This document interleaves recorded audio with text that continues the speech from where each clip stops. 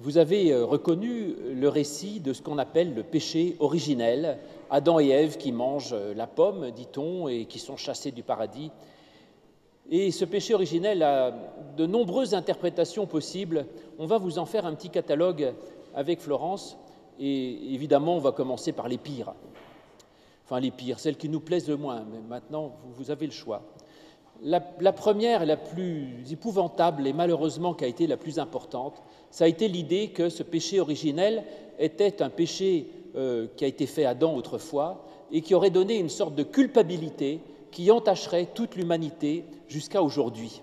Et certains ont prêché cela au Moyen-Âge en particulier en disant « vous êtes coupable de vos péchés et en plus, dès que vous êtes né, vous êtes déjà coupable d'une faute qui était celle d'Adam ».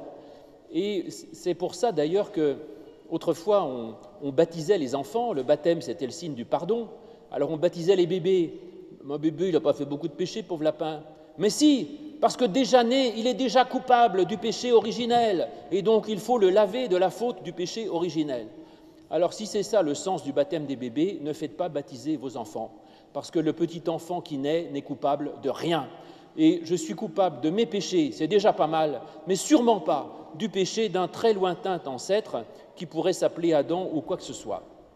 Donc cette histoire de culpabilité héréditaire, de péché qui se transmet, dont on serait coupable, etc., je n'en veux pas. Nous sommes déjà assez coupables comme ça de nos fautes pour qu'on nous en rajoute une qui ne viendrait pas de nous. Mais bon, comme j'ai l'art d'essayer de récupérer les restes, il y a quand même, je peux l'interpréter d'une manière. C'est de dire que s'il y a quelque chose dont nous héritons, ce n'est pas de la faute forcément de nos parents, mais c'est d'une sorte d'imperfection congénitale. Nous naissons tous imparfaits, et ça c'est vrai.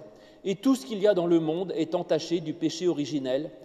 Moi, ça me touche quand j'achète quelque chose de tout neuf. Immédiatement, au bout de quelques minutes, je découvre que cette chose qui me plaisait tant, elle a un petit défaut là qui m'énerve. Eh bien, c'est le péché originel. Tout ce qu'il y a sur Terre a un petit défaut ou un gros défaut. Nous naissons tous imparfaits, et il faut le savoir. Et le savoir, c'est en fait plutôt déculpabilisant. Puisque c'est comme ça, eh bien, on fait avec. Et puis l'important, ce n'est pas que tout soit parfait sur Terre, parce que ça ne le sera jamais. Il y a une chose qui est parfaite, et la seule, c'est la grâce de Dieu. Alors, autre interprétation, parce que la question qu'on avait posée, c'est à qui la faute? Évidemment, vous le savez bien, la faute, c'est celle de la femme. Et voilà, ça m'ennuie un peu, mais vous allez voir, je vais essayer de rattraper tout ça au cours de nos échanges. Et puis en même temps, va se poser le problème de la nature de la faute.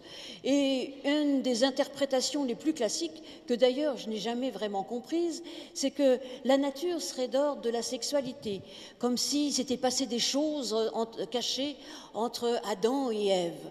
Alors si vous lisez bien le texte, il n'y a rien de tout ça. Il y a bien un homme, une femme, un serpent. Il y a évidemment une histoire de connaissance, et vous savez qu'au sens biblique, la connaissance de l'autre, c'est aussi l'acte de faire l'amour, donc peut-être qu'il y a de cela. Mais en tout cas, je ne vois pas cela dans ce texte. Mais tout de même, pourquoi y a-t-il eu ce genre d'interprétation? D'ailleurs, c'est assez tardif. C'est parce que c'est vrai, dans ce monde de l'Orient ancien, eh bien oui, dans tous les mythes, on voit ce type d'initiation par l'acte de faire l'amour, une initiation. Mais cette initiation est plutôt positive. Elle permet à l'homme de sortir de son animalité. Parce que la question essentielle au milieu de tous ces mythes, c'est qu'est-ce que l'homme? Alors que dans notre histoire, on pourrait plus dire que finalement, l'homme va quitter le monde divin, en quelque sorte. Qu'est-ce que l'homme? C'est ni Dieu, ni un animal. Et la bonne nouvelle, c'est que, eh bien, le fait d'aimer l'autre nous permet de sortir de notre animalité. Alors oui, il y a certainement quelque chose qui se passe entre cet homme et cette femme, mais c'est plutôt quelque chose de positif, si on veut entendre bien et remettre dans le contexte. Donc, en effet, la question tout de même reste posée. Qu'est-ce qu'être un être humain et qu'est-ce que notre humanité ? Et ça, c'est aussi une des manières avec lesquelles certains ont essayé de récupérer le texte en mettant de côté cette histoire de culpabilité ou de péché. Et d'ailleurs, on remarquait que le mot « péché » ne se trouve pas dans le texte. À aucun moment on ne dit que c'est un péché.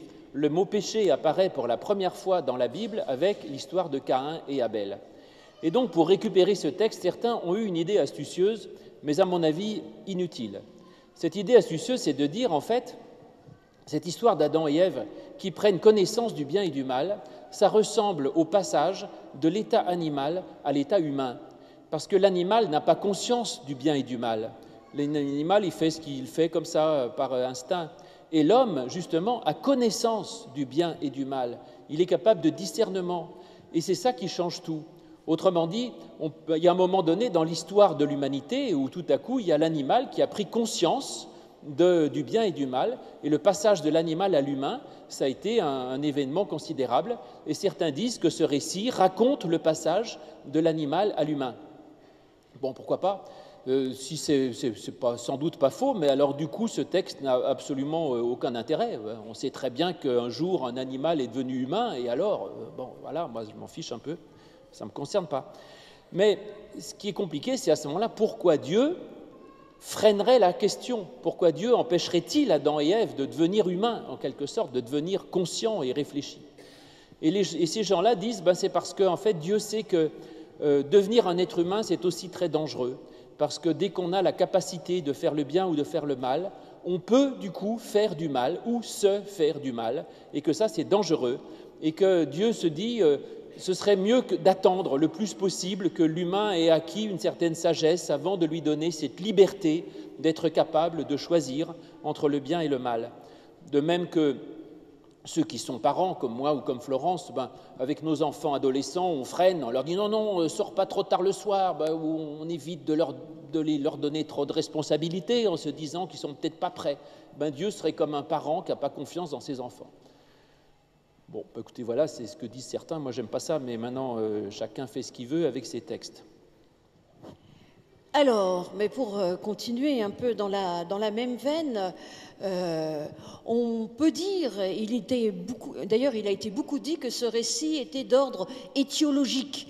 Alors, même si vous n'écoutez pas du tout ce qu'on a raconté, si vous n'êtes pas d'accord, certains auront appris un mot, étiologique, c'est-à-dire, les médecins savent ce que ça veut dire, mais les autres, ça veut dire qu'on essaye d'expliquer quelque chose qui existe aujourd'hui dont on ne connaît pas l'origine. Alors, c'est vrai, pourquoi on marche debout, ça on le sait à peu près, il y a l'évolution, mais pourquoi les serpents rampent ? On ne sait pas trop. Et puis pourquoi faut-il accoucher dans la douleur ? Ça, on ne sait pas non plus. Et pourquoi c'est difficile de cultiver ? Ça non plus, finalement, on n'en connaît pas l'origine. Alors, alors là, on nous donne une origine mythique. C'est très bien, mais ça n'a pas grand intérêt en réalité, parce qu'aujourd'hui, on n'est plus trop dans un monde où on explique les choses par les mythes. On est tout à fait dans un monde où on essaye d'expliquer les choses par la science, et peut-être que ce n'est pas plus mal. Mais finalement, c'est tout de même un peu intéressant, cette histoire de bien et de mal, et surtout cette histoire de douleur. Ça m'a interpellée, parce que je me suis dit, si cette histoire d'arbre de la connaissance du bien et des mal n'était pas que d'ordre moral, parce qu'on l'a toujours interprété comme ça, savoir ce qu'il faut faire de bien, ce qu'il faut faire de mal. Mais si c'était simplement question physique, qu'est-ce qui nous fait mal ? L'arbre de la connaissance du bien et du mal. Avant, ils ne savaient pas ce qui leur faisait mal. Eh bien, désormais, maintenant qu'ils ont mangé de cet arbre, ils vont savoir ce qui fait mal. Et ce qui fait mal, oui, c'est d'accoucher. Ce qui fait mal, parfois, c'est de vivre. Ça, Dieu le dit. Mais il y a une bonne nouvelle tout de même. C'est qu'on a peut-être connaissance de la souffrance, de la douleur, mais on a aussi conscience maintenant de ce qui fait du bien.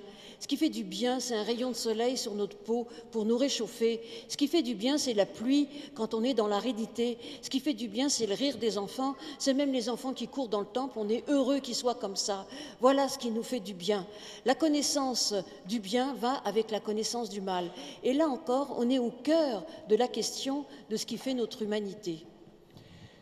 Et puis ma proposition à moi, pour finir ma partie, c'est que je pense qu'il ne s'agit pas d'un péché historique, originel de quelqu'un d'autrefois qui s'appellerait Adam ou Ève, mais on dit qu'il est originel, c'est-à-dire que c'est le péché que nous faisons tous, parce que nous sommes tous Adam et Ève, qui est à l'origine de tout péché et de toutes les souffrances. C'est-à-dire quelle est la faute la plus fondamentale qui menace notre existence et que nous devons éviter. Cette faute, elle est bien expliquée par le serpent qui le tente, et il dit, il leur dit, si vous faites ça, vous serez comme Dieu. C'est-à-dire que la faute principale, c'est de vouloir se prendre pour Dieu, c'est-à-dire de se croire comme quelque chose de très important et de se mettre soi-même au centre du monde. Ça, c'est extrêmement grave, parce que ça génère beaucoup de souffrance, comme tu l'as expliqué tout à l'heure, et ces punitions de Dieu ne sont pas des punitions, ce sont des conséquences. Si vous vous prenez pour Dieu, vous aurez beaucoup de souffrance dans votre vie. Pourquoi ? Parce que si je me prends pour Dieu, tout ce qui m'arrive autour de moi n'est qu'une agression. Et tous mes échecs, tous mes manquements, tout ce que je rate, c'est épouvantable. Alors que si je sais que je ne suis pas grand-chose, eh bien, rien n'est grave, en quelque sorte.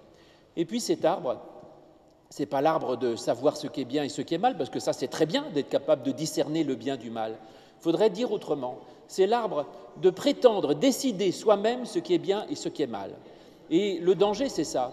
C'est quand je dis, je déclare bien ce qui me plaît et je déclare mal, universellement, ce qui me déplaît. C'est ce que fait d'ailleurs Ève quand elle goûte le fruit, elle dit « Mais tiens, je trouve ça super bon. » Eh bien, je déclare que c'est bien. Et ça, c'est dangereux. C'est-à-dire qu'en fait, le bien et le mal, ce n'est pas ce qui me plaît moi. Le bien et le mal, ce n'est pas par rapport à moi, c'est par rapport aux autres et par rapport à l'universel, c'est-à-dire par rapport à Dieu. Et donc voilà le gros danger, c'est de prétendre que tous devraient se rapporter pour moi. Ce qui est bien, c'est ce qui fait du bien aux autres, et ce qui est mal, c'est ce qui fait du mal aux autres et à l'universel. Alors ça, si on ne fait pas ça, tout devient un problème. Si la femme qui accouche ne pense qu'à elle, elle va dire « l'accouchement est la pire des douleurs ». Mais si elle ne pense pas à elle, mais à l'enfant qu'elle met au monde, elle dit « c'est la plus grande des joies ». Voilà. C'est vrai ça, Florence. Moi, je n'ai pas essayé, mais... Tout à fait. Tout à fait. Pour le travail, j'ai une idée aussi. Si vous allez rendre service pour aider quelqu'un dans la difficulté, si vous pensez à la bonne œuvre que vous avez faite, vous vous coucherez heureux en disant « c'est formidable, j'ai aidé une vieille dame à déménager, quelle joie de l'avoir aidée, elle ne pouvait pas le faire toute seule ». Et si vous ne pensez qu'à vous, le soir vous direz « quelle horreur, j'ai mal au dos, j'ai transpiré, je suis fatigué, j'ai des ampoules ». Eh bien, vous travaillez dans la douleur. Et donc, c'est ça le péché originel. Alors, le contrepoison du péché originel, c'est donc de s'oublier soi-même pour donner aux autres et de penser que, non pas à soi-même, mais de penser à ce que l'on fait, de penser non pas à sa peine et à ses soucis, mais à tout ce que l'on donne aux autres et à Dieu. Et alors, la vie, c'est le paradis. Bien. Alors, je vais... Tout ça, ce n'est pas du tout dans l'opposition. Je vais rajouter un peu. Je vais revenir donc à qui la faute. Alors, je ne sais pas si vous avez remarqué, mais quand même, ils sont pas très courageux. Hein. L'homme dit c'est pas moi, c'est la femme dit c'est pas moi, c'est le serpent. Enfin bon, on a l'impression d'être dans une classe de maternelle. C'est pas moi, c'est l'autre. C'est très facile ça. Bon, il n'y a pas qu'à la maternelle, si on écoute les discours politiques, c'est un peu ça aussi, c'est pas moi, c'est l'autre. C'est toujours la faute de l'autre. Donc, et si finalement, ce n'était pas une des fautes, un des péchés, ne pas reconnaître sa propre faute. Mais pour comprendre cela, je veux dire qu'il faut remonter juste un peu en avant. C'est la faute, je vais revenir, entre le dialogue entre la femme et le serpent. Alors certes, c'est certainement le péché, c'est de se prendre pour Dieu. Mais le péché... L'autre, mais c'est un peu de la même nature, c'est de se méprendre sur Dieu, c'est-à-dire de croire que Dieu est un Dieu jaloux, violent, qui veut garder ses prérogatives. Et si finalement il a mis une limite, il a dit « tu ne prendras pas de ce fruit », c'est parce que dans la tête du serpent ou de la femme, il voit Dieu qui ne veut pas qu'on connaisse le bien et le mal, parce que alors il ne pourrait plus nous dominer, comme si cette connaissance était une connaissance de domination. Eh bien non, si Dieu a mis une limite, c'est pour notre bien, parce que dans la vie, il faut des limites. Et le Dieu en lequel ils sont présents, eh bien c'est un Dieu d'amour. Et certainement, il ne faut pas aller se planquer quand il arrive dans le jardin et qu'il dit « Où êtes-vous » Au contraire, il faut assumer sa faute et dire « Ben oui, tu nous avais dit de ne pas manger, mais nous on a mangé quand même, on a voulu savoir et maintenant on sait. Alors qu'est-ce qu'on fait avec ça ?» Voilà. C'est cela, à mon avis, la faute première, c'est de se tromper sur Dieu. Et lorsqu'on se trompe sur Dieu, eh bien, toutes les relations avec Dieu, avec les hommes, sont compliquées, sont parfois difficiles. Mais je ne voudrais pas vous laisser sur cette note un peu pessimiste, parce que dans la Bible, il y a plein de lieux, il y a plein d'endroits où les histoires sont revisitées. Et l'histoire d'un homme et d'une femme dans un jardin, il y en a une merveilleuse, dans le Cantique des Cantiques. Et là, au contraire, tout se passe bien. Ils sont dans l'harmonie, ils sont dans la quête l'un de l'autre. Ça se passe tellement bien que les rabbins, puis l'Église, ont fait de cette histoire l'image de l'histoire entre Dieu et l'humanité. Mais il y a un verset merveilleux au cœur de cette histoire, avec lequel je voudrais terminer, qui nous dit l'amour, parce qu'il s'agit bien d'amour, y compris dans ce dialogue entre Dieu et l'homme, le regard bienveillant de Dieu sur l'homme que l'homme ne comprend pas. L'amour est fort comme la mort, parce qu'en effet, avec cette histoire, l'homme découvre aussi sa finitude. Alors, dans ce jardin, entre un homme et une femme, on découvre que l'amour est fort comme la mort, et on va même découvrir dans un autre jardin, plus tard, avec le Christ, que l'amour est plus fort que la mort. Amen. Voilà, vous pourrez discuter entre vous en famille tout un bouquet d'interprétations possibles de ce beau texte. Et en tout cas, comme Adam est venu, Paul dit, comme Adam est venu dans le monde en emmenant le péché, il y a un homme qui est venu et qui a apporté la libération de tout péché, toute la joie et nous fait rentrer dans le paradis, c'est Jésus-Christ. Et nous chantons.